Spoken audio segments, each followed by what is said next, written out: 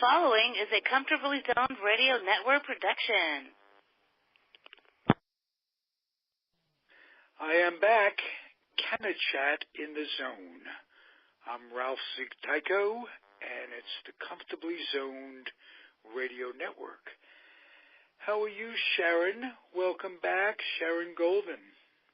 I'm doing very well. Thank you for having me again. Yeah, it's nice. You get to keep me updated on the city that I live in and their progression towards legalization, the finalization of their decision to have dispensaries. And are you happy with it all?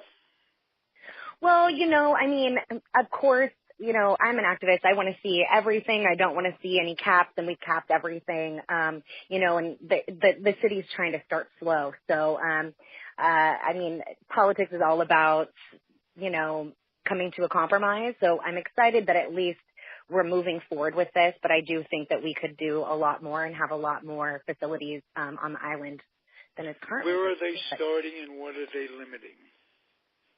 So we're going to have 2 dispensaries, on-site consumption, and deliveries from those 2 dispensaries.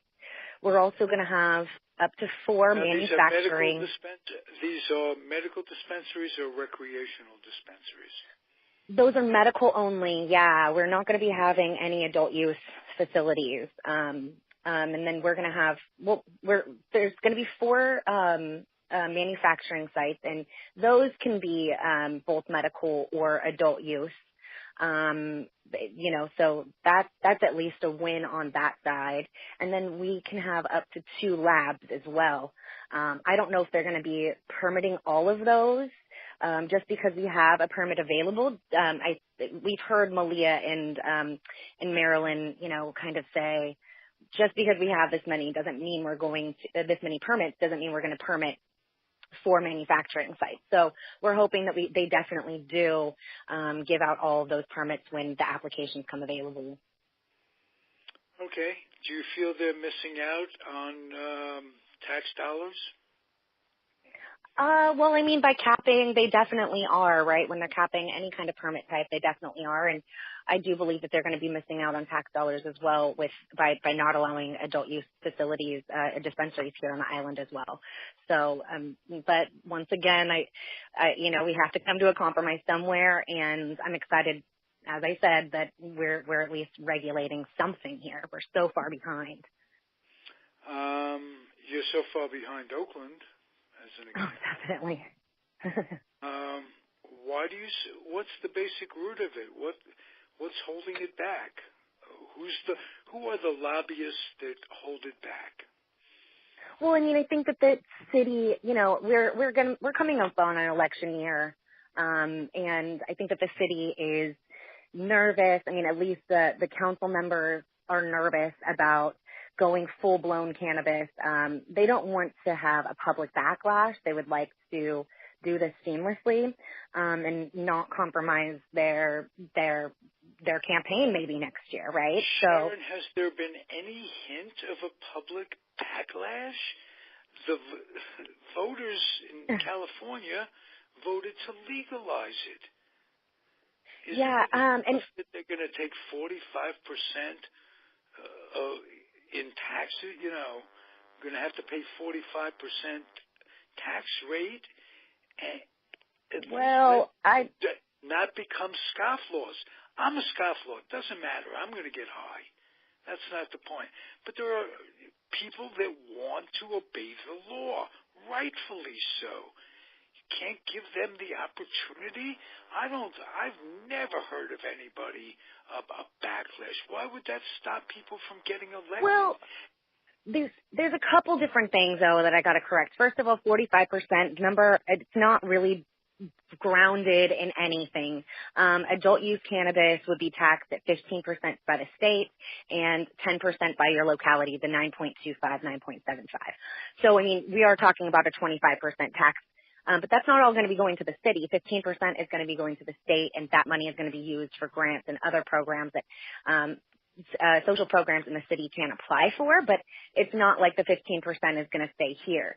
And then in regards to the backlash, I mean, I post all the time on all the Facebook pages, not just AICC's Facebook page, but, you know, Alameda Peeps is a Facebook page, 94501 is a Facebook page. And I have noticed, you know, there is a couple people, I mean, but in general, you're right. The backlash is more out of fear. It's a fear-based, play by council members, I think. But, I think that we're compromising to some degree because we do have 3 pro-cannabis council members and mayor, right? So they're trying to compromise to bring the other 2. Okay, let's be clear now. Who are the pro? Trish, of course, is pro. Who are yes, and Malia Vela, our vice mayor, and Jim Odie. Okay, so have we identified yet? You have been so politically correct and so nice. And what have you. Can you give me a reason why those other council identify them and give us the reason they give for being, shall we say, non-progressive along these lines, so that we could at least hear what they say? I think that, you know, it's always about who their campaign contributions come from, right? Public safety in general is notoriously in every jurisdiction, not just ours. They have a tendency to be pretty anti-cannabis. And there's also, I mean, we still have a very small percentage compared to 10 years ago, but we do still have a very conservative community here. We had a high number of people that voted for Trump in the last election. I mean, higher than Oakland for sure. And you know, we do kind of have a little bit more of a conservative community here, just because we are a family-oriented city. But you know, I agree with what you're saying. You know, I don't want to make an excuse for anybody. I think that, you know, almost 70% of Alamedans voted in favor of adult use last November, and 62% polled said that they would be open to having a dispensary in their neighborhood. So, you're not going to get an argument from me with that, but that is the argument that we've heard, at least from these more conservative council members. Have you guys put up a candidate that will run against these folks in the next election that is both worthy of representing the city and a little bit more progressive along the lines that we're talking about?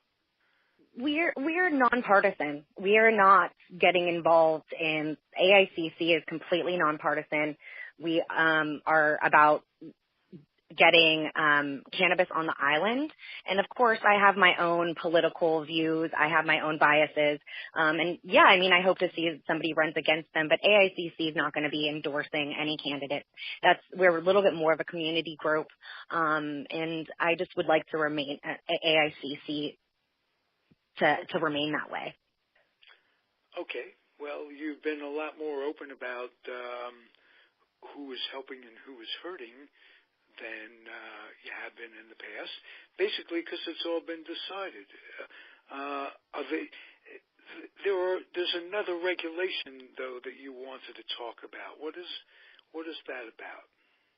Oh, the emergency regulations came out at the state level, and that gives a lot of prospective business owners, current business owners, some guidance on what to do and how next year is going to look. The emergency regulations are they last for 180 days, so about 6 months, and then they can be renewed for another 180 days. So we're looking at the next year. We actually have something in place. So we are starting to see how legalization and state medical use and state recreational use is gonna start to look. And I was really excited about that. So I just wanted to let everybody know that those are available on the BCC's website. And depending on whether you're interested in cultivation or manufacturing, cultivation has its own website as well, CDFA, the California Food and Drug Administration. And the Department of Public Health is overseeing the manufacturers. So we've got a lot of stuff that's just been recently coming out, and I'm really excited. Yeah, as well you should be. Again, let's get back to Alameda for just one quick second. Let's assume that I was a small business owner in downtown Park Street or Webster Street, and somebody came to me and said that they have a line of marijuana products that they would like to vend in my store. Get soaps, lotions, vapes, what have you. Could I get a permit from the city to sell such products? Well, I mean, yeah, you'd be one of the people that are applying for one of those 2 dispensary permits, right? So you're not going to be able to sell any like THC-based products. CBD is a little bit different. I mean, currently the local market up on Park Street, they sell CBD products, and that's a little bit different because it comes from hemp, which isn't necessarily the same as, cannabis sativa or indica. So, I mean, it's a part of the same family, but it doesn't produce enough THC to be considered regulated. If, say, the state law says it's legal to sell, it's legal now. Marijuana is legal. With it being legal, why are all these restrictions coming up?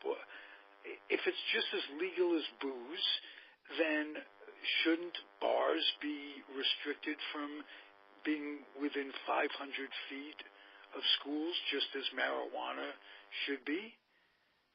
Well, I mean, yeah, you're talking.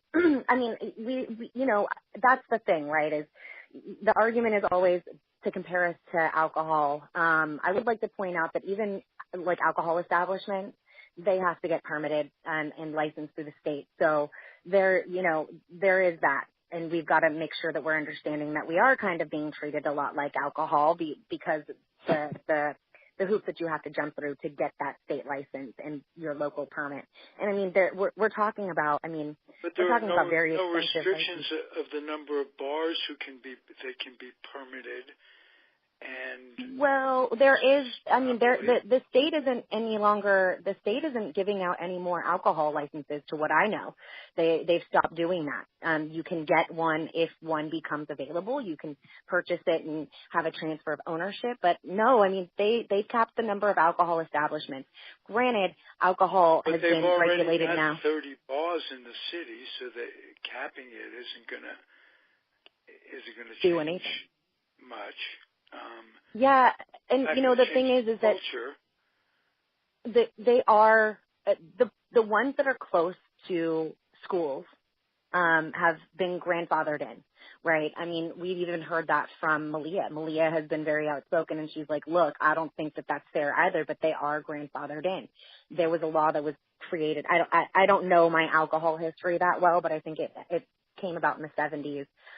When they started making sure that there was restrictions on how close they were to schools. So alcohol's been going through this for at least 40 years. And cannabis is kind of so new that this law already was in place, and so now we have to abide by all of those laws. Maybe it should be within that's fine to keep it within 500 feet, but to restrict the amount of folks that are out there, shouldn't the market bear how many people should be out there? It does. I mean, if there are too many bars in the city, some will close down. So what's the harm if they provide security and they keep everything up? What's the harm in recreational marijuana dispensaries? I want to know what there are. I know there's no harm. I want to know what they say is the harm. Well, it's the social stigma, right? And also the family-oriented businesses, as I said, the family-oriented culture that we have here. So there is a stigma that's associated with cannabis. I mean, it's very similar. There is a stigma associated with bars as well. The difference is that those are pre-existing businesses, and we are brand new businesses. And I don't necessarily believe in a cap, but a lot of jurisdictions around us have always capped the number of dispensary permits that they've released. Now we've done something completely different. This is capped at zero recreational. That's the cap. Yeah. Oh yeah, definitely. I mean, And it's something that, we knew that they were going to start slow. I mean, in order to get Maryland's vote, we needed to kind of come to some kind of consensus. They didn't, it sounds like she's, very hesitant about what is going on in Alameda, and she doesn't want to, compromise the family-centered values that permeate our island culture. So, you're not really going to get an argument from me, but I could just relay what they have said.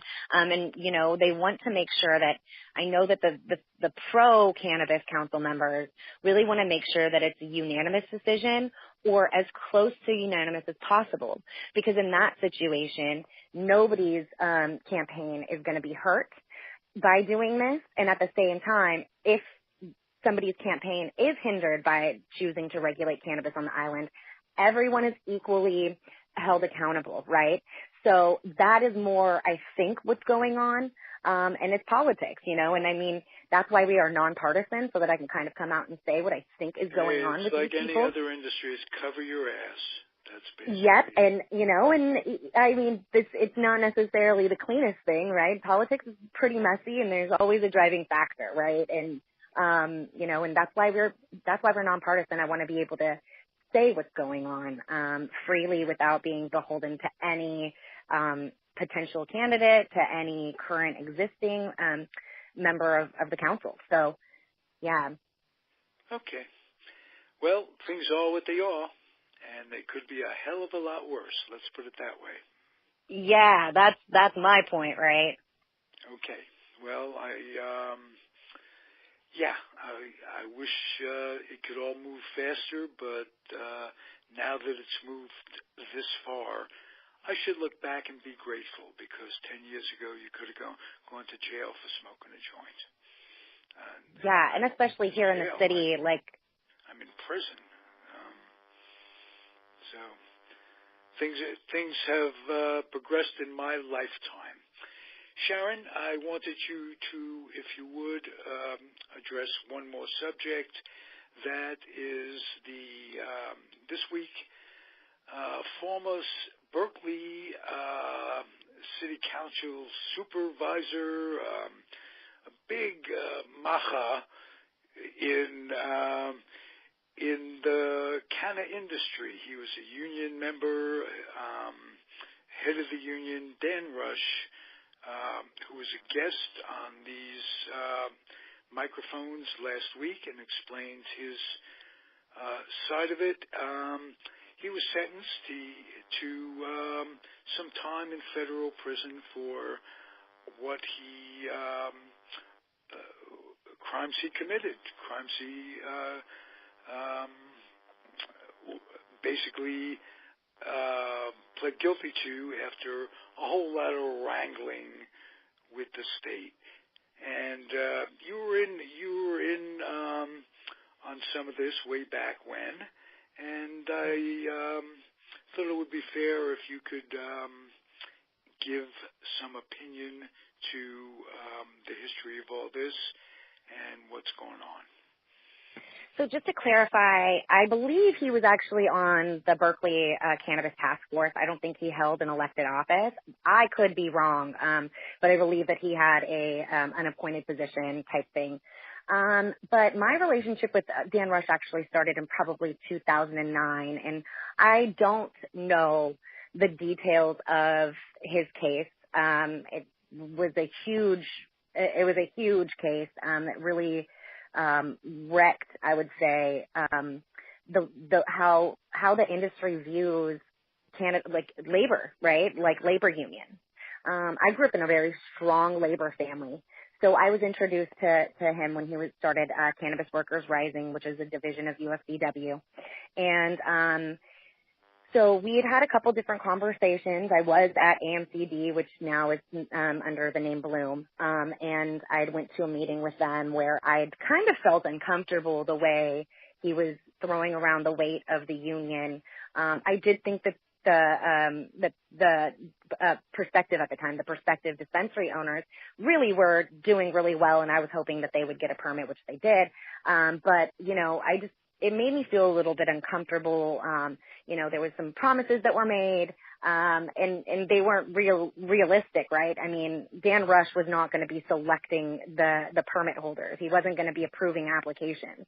But I mean, having labor, right, having some kind of a labor union does look a little bit better in your application than not. So when that whole thing had happened, right before that, actually, I had my own personal story that I would like to tell you guys about, because in 2014, I was cleaning up. I was working at Waterfall Wellness Dispensary in the city. And in 2014, I'm cleaning up at night, getting ready to go.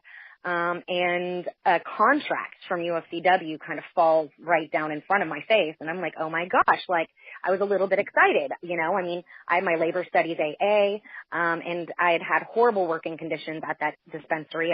We worked 13-hour days with a mandated 2-hour lunch. We never got that extra hour of overtime. The mandated 2-hour lunch was to just save that extra hour. And we didn't really have health care. I mean, it was really, not the best situation that I've been in terms of working for a dispensary. And if anybody, if anybody knows anything about cannabis and unions, I figured that I would be at least involved in some kind of a dialogue with the union that had dropped off this contract. And so I immediately started to kind of go through this contract, and it had less than minimum wage. They were going to start us off at less than minimum wage. They wanted us to ratify this contract actually the following day. We did not get sent a notice via email that we were supposed to be ratifying this contract. So I immediately start to dig, and I talked to my general manager as well. And my general manager, her mom was a firefighter. And so she was very familiar with unions as well. And we were just kind of looking at this contract, and it was absolutely a joke. I mean, absolutely a joke. And so what had happened was we had a meeting the following day to quote unquote ratify the contract. I had contacted, it was Dan Rush's, second hand person. I can't remember. I think his name was John.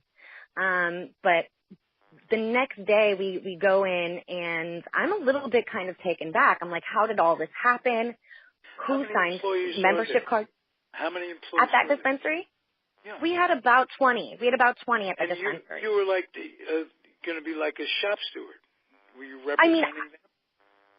I mean, here's the thing. I'm just finding out about them, and I would figure that, shop stewards are normally voted upon. So I was going to put my name in that hat for sure. You had the chutzpah to take it upon yourself to get it, to look at the thing on behalf of those people. Part of the thing is when you're organizing a labor union, the UFCW would collect membership cards, right? And there's something called a card check. And I basically asked John, like, can you please tell me who even signed cards? Because I only knew 2 people that did, and they were told that they were going to lose their job if they didn't. It was reverse retaliation, if you will. Like, normally you hear if you do sign that union card, we're going to let you go. But these 2 people were told that they would be fired by management. So starting in 2009, Dan Rush started going around to cannabis dispensary owners and asking them basically to do a recognition process. They still need cards to be signed, but the recognition is, I'm an employer. I recognize UFCW as the sole chief bargaining unit for my employees. When I'd asked John that day of the quote unquote ratification, who signed these cards, he kind of showed this list, and nobody worked at my job. I mean, I'm upper management. I'm helping with, scheduling and everything else. I knew everybody that works there. I mean, we were pretty small business, and none of those cards actually came from employees that I'd worked with. And, that coupled with the contract, us being forced into this union that clearly did not have the membership's best interest at the forefront of their operation, really, really concerned me. And Dan Rush had done this in many places. I had friends that were, CBCB also had recognized them, and the CBCB's CBCB's, the Cannabis Buyers Club of Berkeley. And I'd worked there for a little while, and I'd asked a couple of friends that still worked there if they knew that they were represented by UFCW. No, they weren't. And we were told that that our employer would actually just go ahead and pay our union dues on our behalf. The whole thing smelled really horrible to me.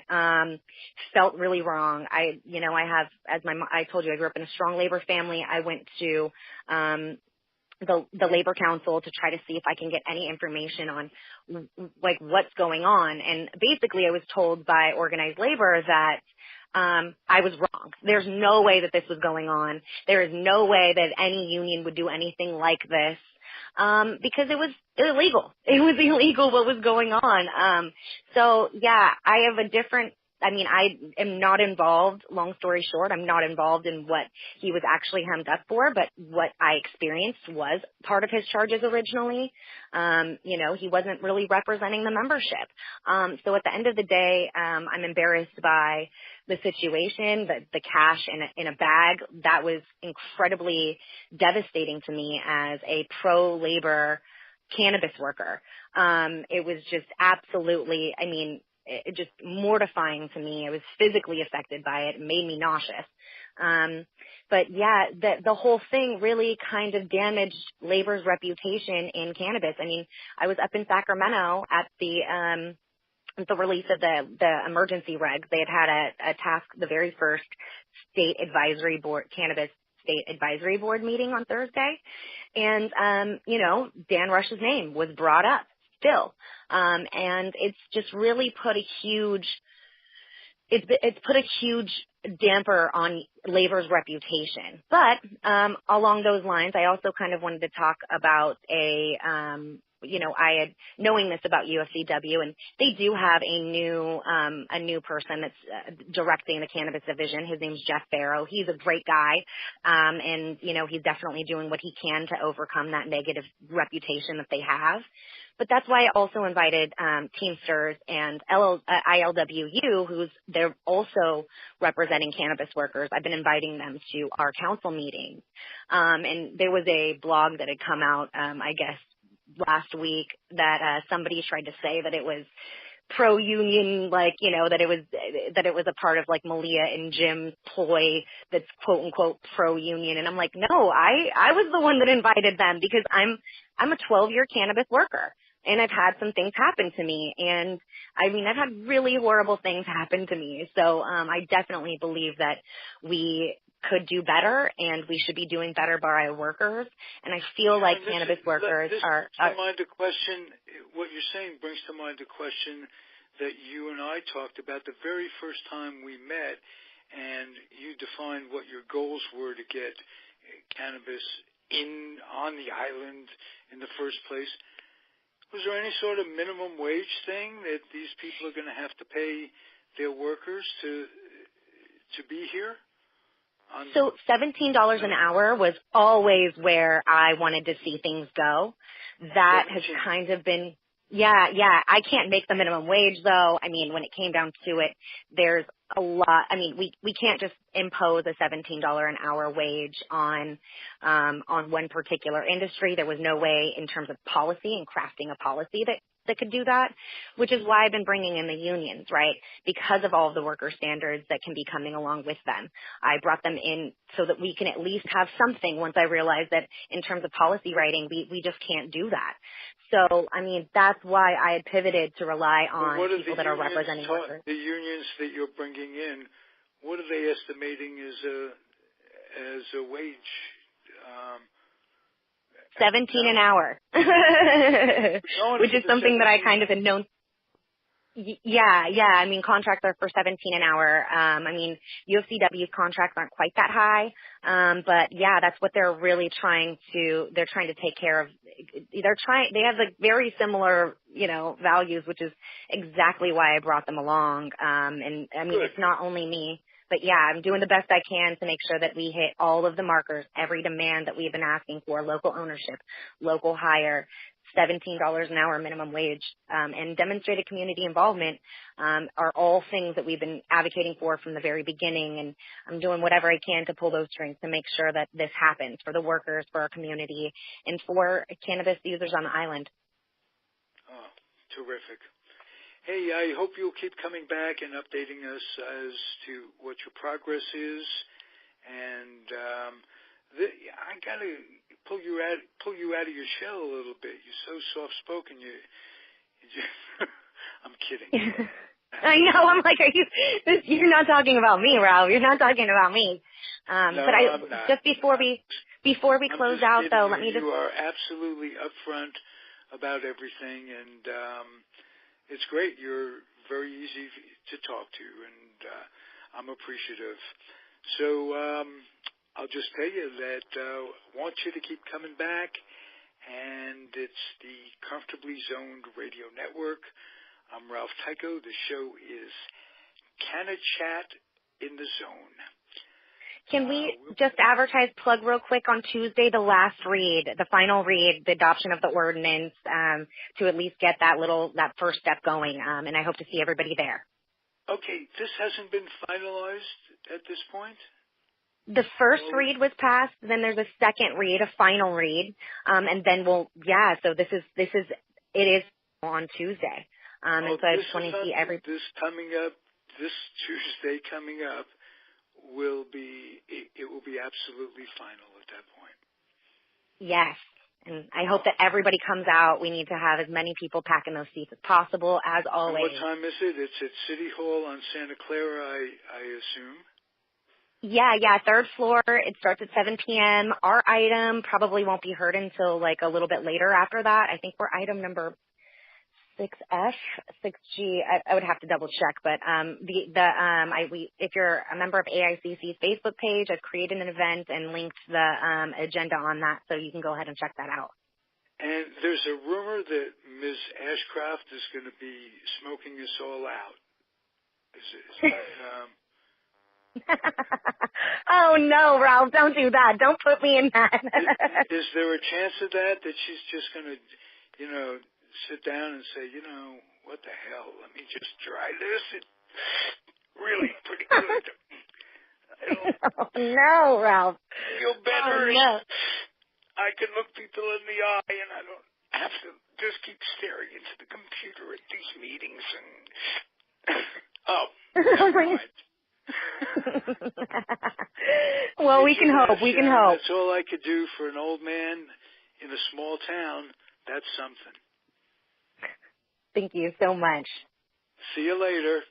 Thanks for listening, everybody. We'll be back. And Miss Ashcroft, I'm just smoking one for you as we speak. Adios. Bye.